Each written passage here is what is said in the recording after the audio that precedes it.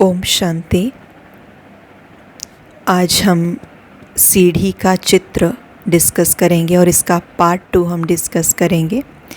Part 1 हमने discuss कर लिया है और कुछ एक चीज़ें हैं जो हमारी पार्ट 1 में रह गई हैं, जो हम पूरी ऑडियो के अंदर नहीं डाल पाए थे। तो आज कुछ एक चीज़ें वो भी कवर करेंगे। पार्ट 1 का एक छोटा सा रिव्यू हम आज ज़रूर लेंगे ताकि हम कोरिलेट कर पाएँ चीज़ों को। साथ के साथ में आज हम पार्ट 2 डिस्कस करने जा रहे हैं। उसमें हम ये देखेंगे कि जैसे पार्ट 1 में हमने देखा कि सतयुग, त्रेता, द्वापर, कलयुग, आत्मा इन सारे स्टेशन से होके आई और कलयुग के अंत समय में आत्मा की हालत ख़राब हो गई। आत्मा दुखी हो गई, अशांत हो गई, परेशान हो गई और अब आत्मा परमात्मा को याद करने लग गई, क्योंकि परमात्मा के बिना उसकी प्रॉब्लम का सॉल्यूशन अब कोई नहीं दे सकता। तो अब आत्मा परमात्मा को याद करने लग गई और ऐसा समय जब अब और कुछ भी आत्मा को संभाल नहीं सकता। अब ये दुनिया, इस दुनिया के रिश्ते, इस दुनिया के पदार्थ हम आत्माओं को डेविएट नहीं कर पा रहे हैं, डिस्ट्रैक्ट नहीं कर पा रहे हैं। आज हमारे पास सब कुछ है, लेकिन हम कहते हैं कि फिर भी कुछ अशांति बनी हुई है, फिर भी मज़ा नहीं आ रहा है जीने में। तो हर एक आत्मा में जैसे एक वैराग्य वृत्ति आ गई है जीने के प्रति। जीने का वो उमंग, उत्साह कहीं खो गया है।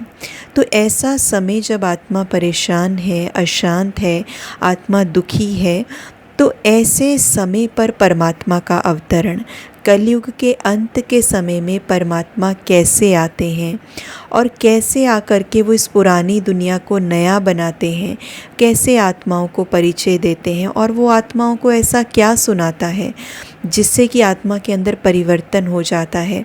परमात्मा हमारी क्या हेल्प करते हैं? क्या वो हमें एकदम से डायरेक्टली सतयुग में भेज देंगे?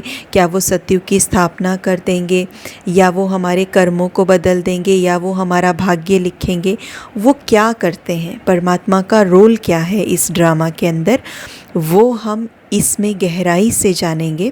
लेकिन वो सारी चीज़ों को डिस्कस करने से पहले, क्योंकि इस चैप्टर में प्रॉबेबली आज पार्ट 2 में हम कर्मों की गुह्य गति को भी डिस्कस करेंगे। जो हमारा ये प्रश्न होता है ना कई बार कि हम कुछ कर्म कर रहे हैं तो हमारे कर्म का जो रिज़ल्ट मिल रहा है या जो हमारा भाग्य बन रहा है वो हमारे हाथ में है, या परमात्मा उसका रिज़ल्ट देते हैं, या परमात्मा हमें सुख दुख देते हैं। तो प्रॉबेबली वी विल ट्राई कि हम इस कॉन्सेप्ट को भी आज ही डिस्कस कर लें। लेकिन उससे पहले ये ज़रूरी है कि हम जो पिछला पार्ट 1 हमने किया था, पिछला सेशन हमने किया था, उसकी जो कुछ एक चीज़ें रह गई हैं वो डिस्कस कर लें अभी, और कुछ एक चीज़ों का रिव्यू हम एक ले लें ताकि हम चीज़ों को बेटर वे में कोरिलेट कर पाएँ। तो अभी ये जो चित्र आपके सामने है, स्क्रीन पर आपको दिख रहा है, इस स्क्रीन में आप देख रहे हैं एक सीढ़ी जैसा चित्र बना है, लेडर है ना।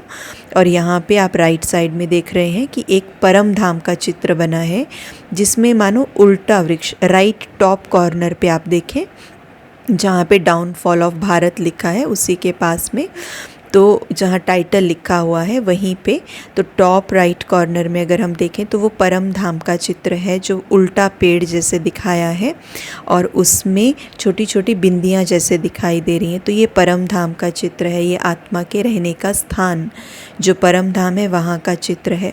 तो हमने देखा आत्मा परम धाम से इस सृष्टि मंच पर जब आती है तो उसको 4 स्टेशन से होके गुज़रना होता है। पहला स्टेशन सतयुग, दूसरा त्रेता, तीसरा द्वापर, चौथा कलयुग। सतयुग को हम गोल्डन एज भी कहते हैं, त्रेता युग को हम सिल्वर एज कहेंगे, द्वापर युग को हम कॉपर एज कहेंगे और कलयुग को हम आयरन एज कहेंगे। ठीक है, सतयुग, त्रेता, द्वापर, कलयुग, ये चारों के चारों युग, हर एक युग की आयु 1250 वर्ष है। 1250 ईयर्स हर एक युग की आयु है। हमने सतयुग में देखा कि यहाँ पर आत्मा 8 जन्म लेती है। जो स्टार्टिंग की पॉपुलेशन है सतयुग की वो अप्रॉक्सीमेट 9 लाख है। लगभग लगभग 9 लाख। बिल्कुल ये एक्यूरेट फिगर नहीं है, लेकिन लगभग लगभग 9 लाख। और सतयुग के एंड की पॉपुलेशन हमने देखी 2 करोड़। और यहाँ पर हमने देखा कि सुख शांति का राज्य है। त्रेता के अंदर भी हमने देखा कि यहाँ पर जन्म आत्मा ले रही है 12, और 12 जन्म लेने के पश्चात यहाँ पर आत्मा की कलाएं हो जाती हैं 14। सतयुग में आत्मा की कलाएं थी 16, यहाँ आत्मा की कलाएं 14 हो गई। इसको सिल्वर एज कहा जाता है, जैसे पहले ही डिस्कस किया हमने। इन दोनों युगों में हमने डिस्कस किया था कि सुख शांति सिर्फ यही लगा पड़ा है, नेगेटिविटी है ही नहीं। रीज़न हमने डिस्कस किया था क्योंकि यहाँ पे आत्मा को स्मृति है कि मैं अलग हूँ, ये शरीर अलग है। आत्मा को ये स्मृति है कि मैं आत्मा हूँ। अब इतनी गहराई से डिटेलिंग में नहीं पता होगा कि आत्मा के अंदर मन बुद्धि संस्कार, जितना डिटेल में हम आज डिस्कस कर रहे हैं उतनी गहराई से आत्मा को यहाँ नहीं पता है कि मैं आत्मा हूँ या मेरी ये क्वालिटीज़ हैं, या इतना गहराई से नहीं, लेकिन उनको लाइटली ये पता है कि मैं अलग हूँ और ये मेरा शरीर है।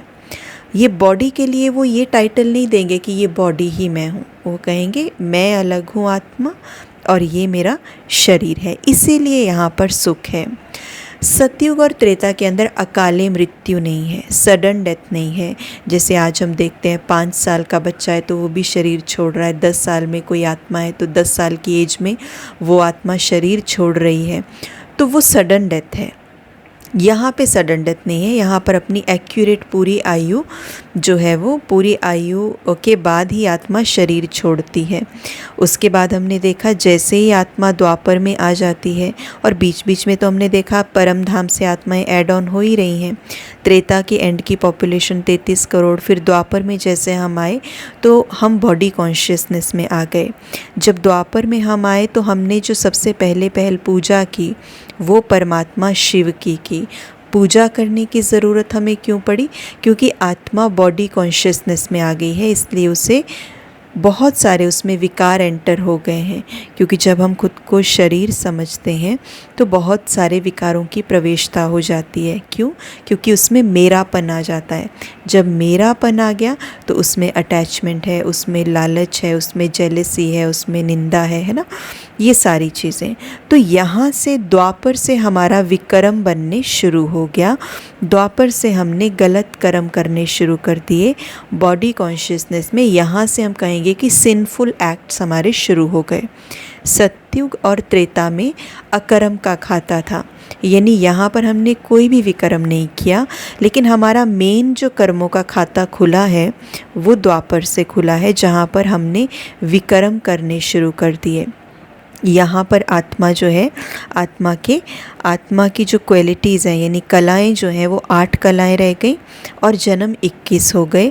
यहाँ पर हमने सबसे पहले जब आत्मा द्वापर में आई तो उसने अव्यभिचारी भक्ति की।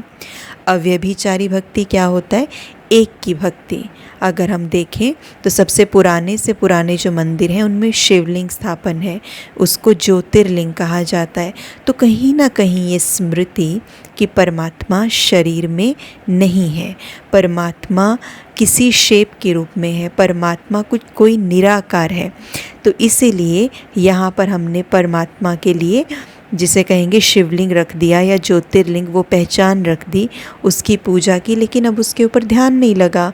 रीज़न क्या रहा? क्योंकि खुद को शरीर समझ रहे हैं, इसलिए देवी देवताओं को पूजने शुरू कर दिया। फिर धीरे धीरे धर्म संस्थापक आए, उनको पूजने शुरू कर दिया, धर्म शास्त्रों को पूजने शुरू कर दिया, और नीचे उतरते आए और कलयुग आ गया। अब इस पूरे स्पैन में आत्माएं परमधाम से भी नीचे उतर रही हैं, और जो आत्माएं पहले से हैं वो भी यहाँ जन्म ले रही हैं। इसीलिए पॉपुलेशन इंक्रीज़ हो रही है। पहले वाली भी इधर ही है और साथ के साथ में परमधाम से भी और उतर रही हैं। तो परमधाम से भी आत्माएं उतर रही हैं। अब कलयुग जो है वो शुरू हो गया। यहाँ पे हमने पेड़ पौधे, 5 तत्व, बहुत सारी चीज़ों की पूजा करनी शुरू कर दी। हमने चलते फिरते व्यक्तियों की पूजा करनी शुरू कर दी, है ना। तो यहाँ पे लेकिन फिर भी जिसे कहेंगे कि क्योंकि हम पत्तों को पानी दे रहे हैं, हम टहनियों को पानी दे रहे हैं, हमने ये नहीं समझा कि हमारी ये हालत कैसे हुई। हम बीज के ऊपर फोकस्ड नहीं हैं, हम जड़ पे पानी नहीं दे रहे हैं। तो हम अभी बाह्य तौर पे हम भक्ति भी कर रहे हैं, हम सब कुछ कर रहे हैं, लेकिन हमें पता नहीं कि हमारी ये हालत किस लिए हुई, कौन सी बीमारी लगी। तो वो बीमारी कौन थी? बॉडी कॉन्शियसनेस की, खुद को शरीर समझना। हमने इस पे ध्यान नहीं दिया, लेकिन बाकी सब कुछ करते गए, इसलिए बीमारी बढ़ती गई। एक भी कला नहीं रही और हम कलाहीन हो गए। और द्वापर और कलयुग के अंदर अकाले मृत्यु का सिलसिला शुरू हो गया। अकाले मृत्यु माना सडन डेथ। और अगर कलयुग के अंदर देखा जाए तो कितने जन्म हो गए? 42 बर्थ्स, 42 जन्म हो गए। अगर हम टोटल इन जन्मों को काउंट करें तो 8 जन्म सतयुग के हो गए, त्रेता युग के 12 जन्म हो गए, 20 हो गए। उसके बाद 21 जन्म द्वापर के हो गए, ठीक है। और उसके बाद 42 बर्थ जो है वो कलयुग के हो गए। इन टोटल को मिला के 83 बर्थ्स बनते हैं, 83 जन्म बनते हैं। लेकिन जो ये चित्र है, इसके टाइटल में आप देख रहे होंगे, भारत के उत्थान और पतन के 84 जन्मों की अद्भुत कहानी। 84 जन्म, 84 बर्थ्स। तो वो 84वां जन्म कौन सा है जो यहाँ पर मेंशन नहीं है, वो हम आगे जो हमारा चैप्टर आएगा हम उसमें देखेंगे कि वो 84वां जन्म कौन सा जन्म है। अब आप देखिए परमात्मा का क्या रोल है, इसको जानने से पहले हम ये डिस्कस 2-3 प्रश्न जो हैं हमारे जहन में आ सकते हैं। जैसे सबसे पहला जो प्रश्न है वो ये आ सकता है कि सतयुग त्रेता तो ठीक है कि हम आत्माएं, जो पहली पुरानी आत्माएं वो तो चली हुई हैं, इसलिए उनमें डिग्रेडेशन आ रही है, इसलिए उनके अंदर डिटेरियोरेशन आ रहा है, डाउनफॉल में वो जा रही हैं या उनकी शक्तियाँ कम हो रही हैं क्योंकि जन्म ले रही हैं। लेकिन एक प्रश्न मन में ये आता है कि परम धाम से कुछ आत्माएं फ्रेश भी तो उतर रही हैं, है ना, कि चार्ज आत्माएं भी तो उतर रही हैं। अगर आप देखो, हम ये कह रहे हैं कि द्वापर के अंदर जो है हम पतित बनने शुरू हो गए या दुख होने शुरू हो गया, राइट, या यहाँ पर आत्मा की कलाएं और कम होने शुरू हो गई, हमें देहभान की बीमारी लग गई, है ना। तो देहभान की, बॉडी कॉन्शियसनेस की बीमारी यहाँ आत्मा को लग गई और छोटी छोटी और बीमारियाँ लग गई, काम, क्रोध, लोभ, मोह, अहंकार, ईर्ष्या, निंदा, जेलेसी, तुलना, ये सारी बीमारियाँ, भय, आलस, अलबेलापन, ये सारी भी लग गई। लेकिन जो आत्मा परम धाम से आ रही है वो तो सोल कॉन्शियसनेस स्थिति में ही आ रही है ना, वो तो फ्रेश आ रही है, तो वो तो पवित्र ही आ रही है। तो वो जो आत्मा द्वापर युग में आ रही है या कलयुग में आ रही है, फिर वो क्यों नहीं हमें याद करा रही? उसकी हालत क्यों ख़राब हो रही है? वो क्यों इम्प्योर बन रही है? वो इसलिए इम्प्योर बन रही है क्योंकि उसको मेजॉरिटी वातावरण सृष्टि पे कौन सा मिल रहा है? नेगेटिव। वो बेचारी तो, जो परम धाम से आत्माएं आ रही हैं, वो आत्मा तो बहुत कम क्वांटिटी में आ रही हैं, है ना। और इसीलिए नीचे तो क्वांटिटी ज़्यादा है, नीचे बहुत सारी आत्माएं हैं और नीचे उन सभी आत्माओं ने, जिसे कहेंगे कि ऐसा वातावरण बना दिया है अपनी सोच से, अपने बोल से, अपने कर्म से, जैसे जिसे कहेंगे किचड़े वाला वातावरण, प्रदूषण वाला वातावरण। अब इतना प्रदूषण विकारों का नीचे फैलाया हुआ है और कोई बहुत स्वस्थ व्यक्ति, अगर मानो यहाँ पे कोई ऐसी जगह, दिल्ली है सपोज़, दिल्ली के लिए कहा जाता है बहुत पॉल्यूशन है, अगर आसाम से या हिमाचल से या कोई श्रीनगर से कोई व्यक्ति, एक व्यक्ति उस पॉल्यूशन वाले वातावरण में चला जाएगा, दिल्ली चला जाएगा या जहाँ बहुत पॉल्यूशन है वहाँ चला जाएगा, तो अभी तो वो फ्रेश इनफ है, अभी तो उसके अंदर कुछ नहीं गया है, लंग्स उसके ठीक काम कर रहे हैं। लेकिन जैसे ही वो उस वातावरण में रहने शुरू करेगा ना, वो उस वातावरण के प्रभाव को कैच करने शुरू कर देगा, तो वो भी उस वातावरण के अकॉर्डिंग ही उसके ऊपर प्रभाव पड़ेगा और वो भी धीरे धीरे बीमार पड़ जाएगा। तो यही हुआ कि परम धाम से जो आत्माएं फ्रेश आ रही हैं द्वापर में, वो आत्माएं आ तो फ्रेश रही हैं, लेकिन उनके ऊपर नीचे के वातावरण का, जो विकारों का प्रदूषण है, इसका बहुत ज़्यादा प्रभाव पड़ रहा है। और इसकी वजह से वो आत्माओं की जो शक्ति है वो बहुत जल्दी डिप्लीट हो रही है और वो भी बाकी आत्माओं की तरह डिग्रेड हो रही हैं। तो इसलिए यानी वो आत्माएं भी इस कॉन्शियसनेस में बड़ी जल्दी चली जाती हैं कि मैं तो शरीर हूँ। उसके बाद एक दूसरा प्रश्न ये आ सकता है कि ऊपर लिखा है भारत के उत्थान और पतन की कहानी, तो यहाँ पे भारत ही क्यों लिखा है? क्या ये पूरी सृष्टि का नहीं है? क्या ये पूरे विश्व के बारे में नहीं है? क्या ये कोर्स सिर्फ भारत के लिए है? नहीं, ऐसा नहीं है। लेकिन ये जो ज्ञान हम कर रहे हैं, पढ़ रहे हैं, और ये जो ज्ञान परमात्मा का दिया हुआ ज्ञान है, जो हम इसको सुन रहे हैं, इसको जान रहे हैं, जो परमात्मा ने डायरेक्ट आके दिया है, इस ज्ञान के अनुसार जो परमात्मा ने इन्फॉर्मेशन दी है, उस इन्फॉर्मेशन के आधार पे परमात्मा ने हमें ये बताया है कि जो सृष्टि की सबसे पुरानी संस्कृति है, जो सृष्टि के ऊपर जो सभ्यता थी सबसे पहले, वो आदि सनातन देवी देवता धर्म था। वो धर्म था जो सतयुग के अंदर स्थापन था। आदि सनातन देवी देवता धर्म, ये वो सभ्यता थी। तब पूरे विश्व में कुछ भी नहीं हुआ करता था। बाकी फॉरेन कंट्रीज़ या बाहर के जो देश हैं, विदेश, कुछ तो कंट्रीज़ हुआ ही नहीं करती थी, और जो कुछ भी प्लेसेस बाहर के हुआ करते थे वो एज अ पिकनिक स्पॉट हुआ करते थे। वहाँ पर कोई रहता नहीं था। सिर्फ एक ही यहाँ पर सभ्यता उस समय पर अस्तित्व में थी, और वो सभ्यता थी आदि सनातन देवी देवता धर्म, जो कि सतयुग की बात है। और जैसे कहेंगे पूरे विश्व में और कोई भी देश नहीं था, सिर्फ और सिर्फ भारत का ही साम्राज्य था, सिर्फ और सिर्फ अखंड भारत था। और उस अखंड भारत में आदि सनातन देवी देवता धर्म, ये जो धर्म है, सत्यता का धर्म, आत्मिक स्थिति का धर्म, यही उस समय अस्तित्व में था, और देवी देवताओं का वहाँ निवास स्थान था। और उस समय सिर्फ पैराडाइज या हेवन या बहिश्त स्वर्ग की दुनिया यही अस्तित्व में थी, दूर दूर तक और कोई देश नहीं था, खाली यही एक अस्तित्व में था। तो यहीं से ही शुरुआत हुई है सतयुग त्रेता। लेकिन जैसे ही द्वापर आया, तो जैसे ही सतयुग त्रेता की आत्माएं डिप्लीशन में जाने शुरू हो गई, तो वैसे ही सारी की सारी आत्माएं और भी डिप्लीशन में आना शुरू हो गई। लेकिन परमात्मा ने जो ये ज्ञान दिया है, उसके अनुसार, परमात्मा की इन्फॉर्मेशन के अनुसार, परमात्मा ने ये बताया है कि द्वापर के पहले का जो हिस्ट्री है, आज तक वो किसी के पास नहीं है। ये ज्ञान स्वयं परमात्मा ही कलयुग के अंत समय पर देते हैं, क्योंकि द्वापर के पहले की हिस्ट्री सबको भूल चुकी है। रीज़न क्या रहा? क्योंकि जब सतयुग और त्रेता में आत्माएं क्योंकि परफेक्ट थी, लेकिन त्रेता के अंत तक आते आते आत्माओं में विकार आने लगे, बॉडी कॉन्शियसनेस आने लगी, और जब आत्मा डिप्लीट होने लगी, विकार आने लगे, तो एक तरह से सृष्टि भी उन विकारों को झेल नहीं पाई।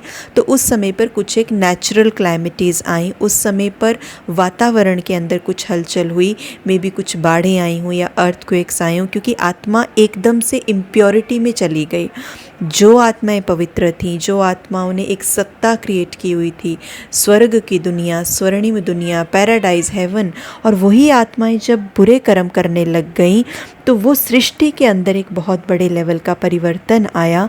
और वो जो भी फिज़िकल चेंजेस आए उस समय पे, चाहे नेचुरल कैलामिटीज़, चाहे बाढ़ें या अर्थक्वेक, जो भी उस समय पर हुआ, उसके बाद जब सृष्टि, उसके बाद जब द्वापर में एक और सृष्टि ने परिवर्तन लिया, तो पीछे की जो हिस्ट्री थी वो कहीं ना कहीं कोलैप्स हो गई, वो कहीं ना कहीं हमारी नज़रों से ओझल हो गई। और किसी भी परमात्मा के अकॉर्डिंग तो किसी भी व्यक्ति के पास ये नॉलेज नहीं है कि द्वापर से पहले क्या था। भारत ही एक ऐसा देश था जो पूरी सृष्टि पर, जिसे कहेंगे कि एकमात्र जो सत्ता थी वो भारत ही था, और बाद में बाकी के देश जो हैं वो आए हैं। तो इसीलिए भारत का उत्थान और पतन हम इसलिए पढ़ रहे हैं क्योंकि पहले पॉपुलेशन थी ही भारत में, पूरा विश्व ही जैसे एक भारत था, और वो भारत जब पतन की तरफ बढ़ा तो द्वापर युग में पूरा विश्व जैसे एक पतन की तरफ बढ़ गया, क्योंकि भारत डिप्लीशन की तरफ आ गया।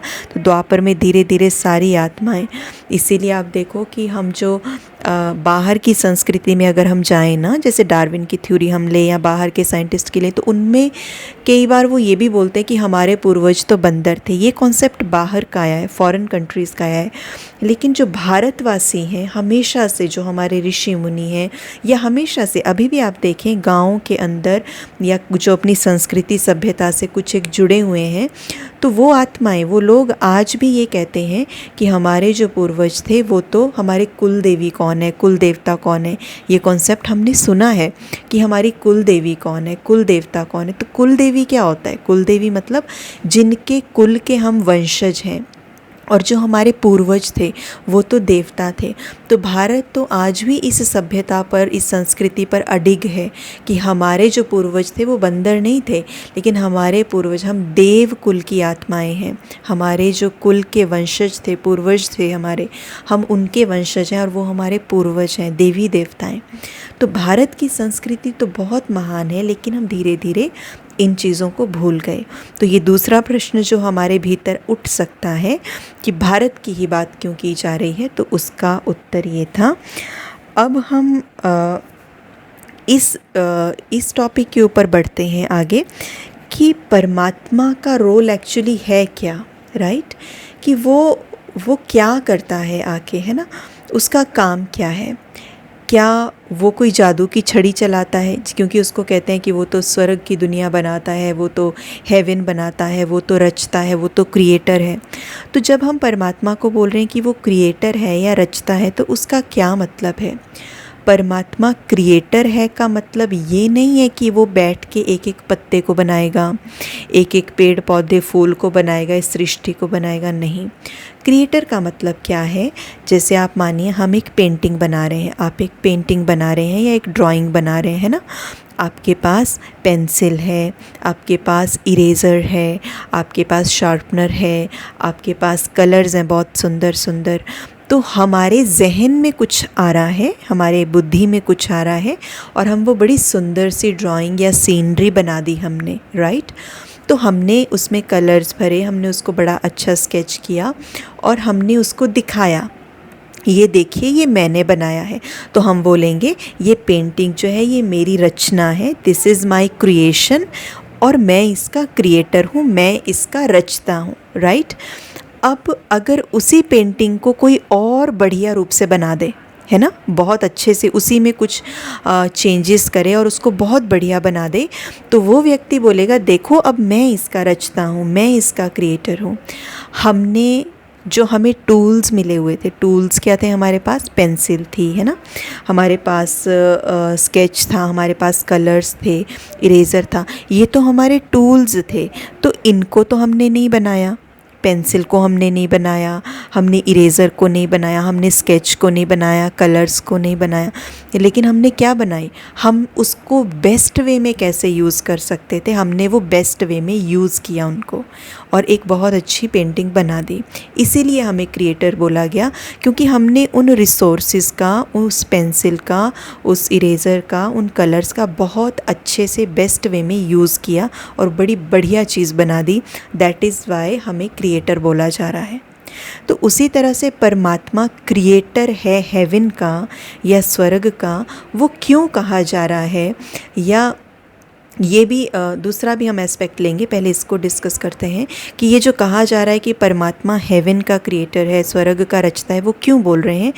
क्योंकि परमात्मा जो है, इसका मतलब ये नहीं वो पेड़ पौधों को बना रहा है या वो सृष्टि को बना रहा है या फल फूलों को बना रहा है या वो पृथ्वी को डिज़ाइन कर रहा है, नहीं, लेकिन वो जो ज्ञान दे रहा है, वो जो नॉलेज दे रहा है, उस नॉलेज को जो जो आत्मा ग्रहण कर लेती है बेस्ट पॉसिबल वे में, और वो आत्मा जब खुद को परिवर्तन कर लेती है उस ज्ञान के आधार से जो परमात्मा ने दिया, तो जब परमात्मा उस ज्ञान को देते हैं बेस्ट पॉसिबल वे में और जब आत्मा उसको धारण कर लेती है, प्रैक्टिकल में ले आती है, स्वभाव संस्कार बदल लेती है अपना, तो हेवन बन जाता है। तो हम क्या बोलेंगे हेवन किसने बनाया? क्योंकि बना तो वो परमात्मा की नॉलेज से ही। तो इसीलिए परमात्मा ने वो हेवन इस वे से क्रिएट किया, इसलिए उसको क्रिएटर कहा जाता है। ऐसा नहीं कि उसने कोई मनुष्य आत्मा को डिज़ाइन किया है या उसने कोई शरीरों को बनाया है बैठ के, नहीं, उसको इसलिए क्रिएटर नहीं कहा जा सकता। इसको तो कहेंगे ड्रामा, इसको तो कहेंगे प्रकृति, लेकिन परमात्मा जो है वो बेस्ट पॉसिबल वे बता रहा है कि कैसे इस नरक की दुनिया को स्वर्ग की दुनिया में बनाया जा सकता है। तो वो इसीलिए उसको, वो चित्रकार, उसको चित्रकार भी नाम देखो उसको हम बोलते हैं, इसीलिए उसको क्रिएटर बोला जाता है। अब अगला प्रश्न ये है कि वो करता क्या है। हमने साइंस के अंदर एक डिसऑर्डरनेस वाला चैप्टर पढ़ा होगा। डिसऑर्डरनेस, उसको दूसरे शब्दों में एंट्रोपी भी कहते हैं। जब कोई चीज़ बिगड़ जाती है, कोई चीज़ अच्छी है लेकिन बाद में धीरे धीरे ग्रेजुअली वो बिगड़ गई, तो हम उसको बोलते हैं एंट्रोपी ना, लॉ ऑफ एंट्रोपी, या एंट्रोपी में ये चीज़ आ गई, या डिसऑर्डरनेस में ये आ गई, अभी ये उस तरह से अरेंज्ड नहीं है ना, तो वो क्या होगी, एंट्रोपी।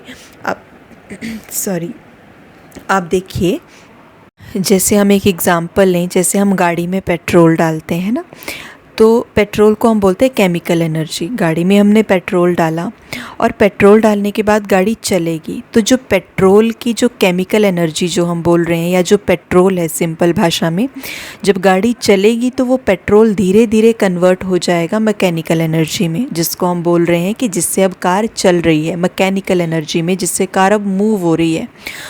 और फिर जो रेस्ट ऑफ द एनर्जी है वो किस में कन्वर्ट हो जाएगी, हीट एनर्जी में कन्वर्ट हो जाएगी, हीट में वो कन्वर्ट हो जाएगी। अब पेट्रोल हमने डाला, पेट्रोल जो है वो केमिकल जो एनर्जी है वो मैकेनिकल एनर्जी में कन्वर्ट हो गई, हीट रिलीज़ हुई। अब जो हीट रिलीज़ हुई और वातावरण को उस हीट ने गर्म किया, ठीक है, वातावरण को वो हीट ने गर्म किया।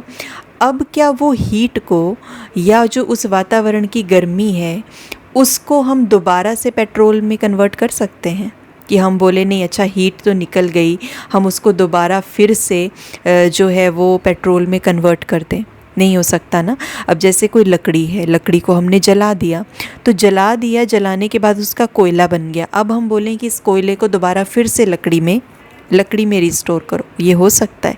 ये नहीं हो सकता। तो इसको हम बोलेंगे एंट्रोपी। बेसिकली जो चीज़ पहले थी अब वो चेंज हो गई, लेकिन अब वो वर्स्ट बन गई।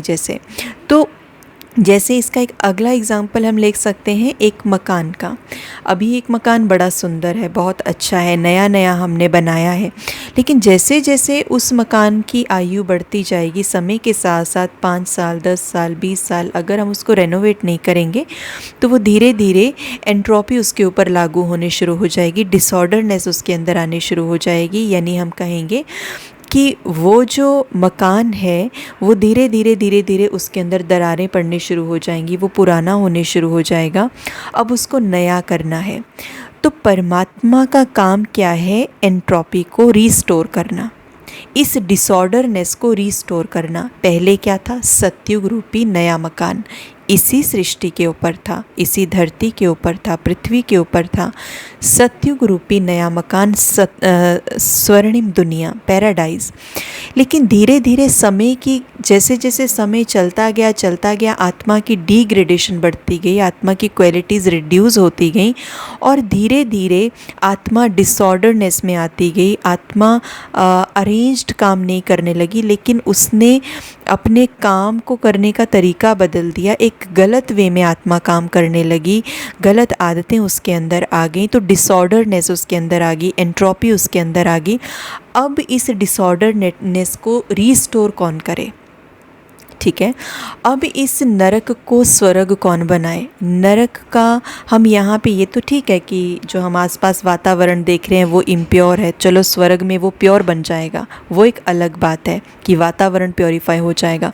लेकिन सबसे बड़ी बात तो ये है कि जिस आत्मा के अंदर ये पांचों विकार, या जिसे कहेंगे काम, क्रोध, लोभ, मोह, अहंकार, या विकार, बीमारियाँ चिपक गई हैं आत्मा के साथ, तो वो बीमारियों को कौन छुड़ा के आत्मा को फिर से हेल्दी बनाएगा? कौन है वो? क्योंकि आप देखिए, शरीर की बीमारी को तो छुड़ाना बहुत इजी है, डॉक्टर्स वो कर देंगे, लेकिन जो आत्मा जो दिखती नहीं है, जो हमारा स्वभाव संस्कार दिखता नहीं है, उस स्वभाव संस्कार को, हमारे मन की वृत्तियों को दोबारा स्वर्ग की दुनिया वाली वृत्तियाँ कौन बना सकता है? जो वृत्तियाँ हमारी स्वर्ग में होती थी, अब उसी टॉप पर हमें दोबारा पहुँचना है, उन्हीं वृत्तियों पर हमें दोबारा पहुंचना है, उसी कर्म पर हमें दोबारा पहुंचना है। वही गुणों पे, अवगुणों से सीधा शिफ्ट है गुणों पे। जो हमारी क्वालिटीज़ थी उन्हीं के ऊपर दोबारा शिफ्ट करना है। तो उस एंट्रोपी को रीस्टोर करना, उस डिसऑर्डरनेस को रीस्टोर करना, ये किसका काम है? केवल और केवल परमपिता परमात्मा का ये काम है। और आज जिस पोजीशन पर हम सब आत्माएं हैं, कलयुग के अंत समय पर हम सब आत्माएं आज आन पड़ी हैं। और यहाँ पर जब हम आत्माएं अपने स्वभाव को देख रही हैं, अपने आसपास की आत्माओं के स्वभाव को देख रही हैं, तो सबसे ज़्यादा पॉल्यूशन तो हम वातावरण के पॉल्यूशन को तो ध्यान ही ना दें, पहले तो हम अपने अंदर के पॉल्यूशन पर, हमारे अंदर जो विकार आ गए हैं, इस लेवल के विकार आ गए हैं कि हम अपने आप को रोक ही नहीं पाते कोई चीज़ करने से। हमें पता है, हम सोचें, हमें पता है ये चीज़ नहीं करनी, फिर भी कर रहे हैं। इतना जो है वो कंट्रोल के बाहर हम हो गए हैं, कंट्रोल नहीं कर पा रहे खुद को। तो हम आप सोच के देखिए कि हम आत्माएं अपने अंदर आई हुई डिसऑर्डरनेस को, जो हमारे अंदर है, ये डिसऑर्डरनेस, ये जो चीज़ें उथल पुथल हुई हैं, ये हमारे अंदर हुई हैं। लेकिन आज हम आत्माओं में इतनी शक्ति नहीं है कि इस डिसऑर्डरनेस को या इस एंट्रोपी को जो हमारे भीतर आई है उसको हम खुद रिस्टोर कर पाएँ। और इस दुनिया में कोई भी आत्मा जो जन्म मृत्यु के चक्र में आ रही है, चाहे वो धर्मात्मा है, चाहे वो महान आत्मा है, चाहे वो पुण्य आत्मा है, अपनी एंट्रोपी को, अपनी डिसऑर्डरनेस को हो सकता है किसी हद तक रिस्टोर कर ले, 40%, 50%, लेकिन कम्प्लीटली अपनी ही डिसऑर्डरनेस को भी वो कम्प्लीटली रिस्टोर नहीं कर पाएगी। तो हम आत्माओं की जो इतनी करोड़ अरबों की पॉपुलेशन है, उनको कैसे रिस्टोर कर पाएगी?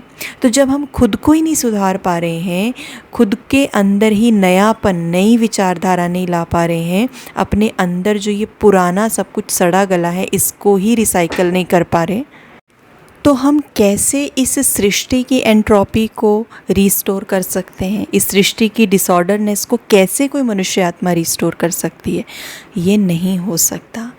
इसीलिए, क्योंकि क्यों नहीं हो सकता, ये भी एक क्वेश्चन आता है कि क्यों नहीं हो सकता। इसलिए नहीं हो सकता क्योंकि हम सब आत्माएं जन्म मृत्यु के चक्र में हैं। हम सब आत्माएं शरीर ले रही हैं, शरीर छोड़ रही हैं, और इस वजह से जब हम खुद को शरीर समझ रही हैं, आज हर एक आत्मा तो सृष्टि पर जिसको भी हम देख रहे हैं, सभी आत्माएं तो खुद को शरीर समझ रही हैं, और जो आत्माएं खुद को शरीर समझ रही हैं उन सब के अंदर डिसऑर्डरनेस है। तो हम सभी के अंदर तो डिसऑर्डरनेस भरी हुई है। ऊपर से अगर हम देखें कि कोई नई आत्मा जो आ रही है, जो परम धाम से भी ताज़ा आई है, तो हम एक ऑप्शन ये भी लेके चल सकते थे कि चलिए वो परम धाम से ताज़ा आत्मा आई है तो वही हमें याद करा दे कि हम कौन है, क्योंकि वो तो अभी अभी आई है ना। लेकिन वो जब तक याद कराए तब तक तो उसकी हालत ही ख़राब हो जाती है। क्यों? क्योंकि वो भी उसी पॉल्यूशन के अंदर आ जाती है, उसके ऊपर भी हमारा प्रभाव पड़ जाता है। क्यों? क्योंकि हम मेजॉरिटी में हैं, क्योंकि हम बहुत सारी आत्माएं सृष्टि पर हैं, और वो तो बेचारी इक्का दुक्का आत्माएं ऊपर से आ रही हैं, तो उनके ऊपर हमारा प्रभाव और गहरा पड़ जाता है। तो वो भी याद कराने से रही, फिर बचा कौन? फिर कौन बचा? सभी आत्माएं तो इस जन्म मृत्यु के चक्र में आके खुद को भूल गई हैं, अपने आप को भूल गई हैं। तो इस एंट्रोपी को, इस डिसऑर्डरनेस को, इस पतन को रिस्टोर कौन करेगा? इन वीकनेसेस को स्ट्रेंथ में कौन लेके आएगा? हमारी जो क्वालिटीज़ हैं वहाँ तक हमें कौन पहुँचाएगा? हमें हमारी सतयुगी स्थिति तक कौन पहुँचाएगा? तो वो कोई और नहीं लेकिन परमात्मा है। और परमात्मा क्यों कर पा रहे हैं ये? क्यों? रीज़न ये है क्योंकि वो जन्म मृत्यु के चक्र में नहीं आते।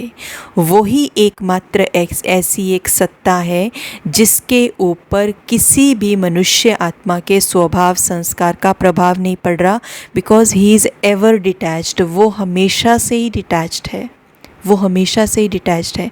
इसलिए उसकी पहचान भी क्या है? आपने देखा होगा कि जब हम मंदिर में जाते हैं ना, तो मंदिर में जो देवी देवताओं की मूर्तियां हैं उनसे कोई भी पंडित जी हाथ नहीं लगाने देते। उनको बड़ा शीशे में डेकोरेट करके रखा होता है, उनको हाथ नहीं लगाने देते। लेकिन शिवलिंग जो है ना वो खुले में पड़े हैं, शिवलिंग खुले में है, उनके ऊपर कोई टच कर रहा है, कोई कुछ करके जा रहा है। ये वैसे तो स्थूल है, फिजिकल है, लेकिन इसका आध्यात्मिक रहस्य क्या है कि देवी देवताओं को टच नहीं किया जा रहा, क्योंकि बेसिकली मनुष्य आत्माओं के ऊपर बाकी आत्माओं का प्रभाव पड़ जाता है। उनके स्वभाव संस्कार के ऊपर बाकी स्वभाव संस्कार हैवी हो सकता है, वो इम्प्योर हो सकते हैं, उनके अंदर वो संग का रंग लग जाता है।